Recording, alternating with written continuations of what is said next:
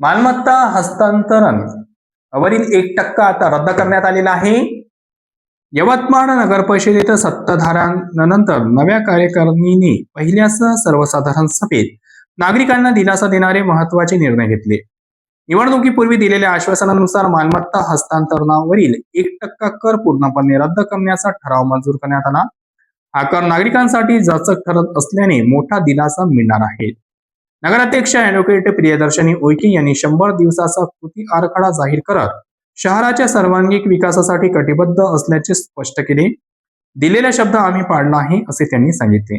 सभेत थकीत मालमत्ता कर वसुलीसाठी अभय योजना लागू करण्याचा निर्णय झाला असून दंडमाफीचा लाभ नागरिकांना मिळणार आहे. तसेच अतिक्रमणग्रस्त लाभार्थ्यांना त्वरित पट्टे वाटप, शहरातील मोकाट जनावरांसाठी शेल्टर होम, वेल्डिंग झोनमधील अनावश्यक वसुली थांबविणे, सार्वजनिक शौचालयांसाठी वार्षिक निविदा काढणे आदी निर्णय घेण्यात आले. महात्मा ज्योतिराव फुले यांच्या पुतळ्याजवळ क्रांतीज्योती सावित्रीबाई फुले यांचा पुतळा उभारण्याचा प्रस्ताव पुढील कार्यवाहीसाठी पाठवण्यात आला. बंद पडलेल्या पालिका शाळा योग्य शैक्षणिक संस्थांना बीओटी तत्वावर देण्याबाबतही सकारात्मक चर्चा झाली. पहिल्या सभेत विकासाची दिशा ठरवत कार्यकारिणीचे कामाला गती दिल्याचे चित्र दिसले. ही माहिती यवतमाळ येथून RN न्यूजचे प्रतिनिधी शाकीर अहमद यांनी दिली.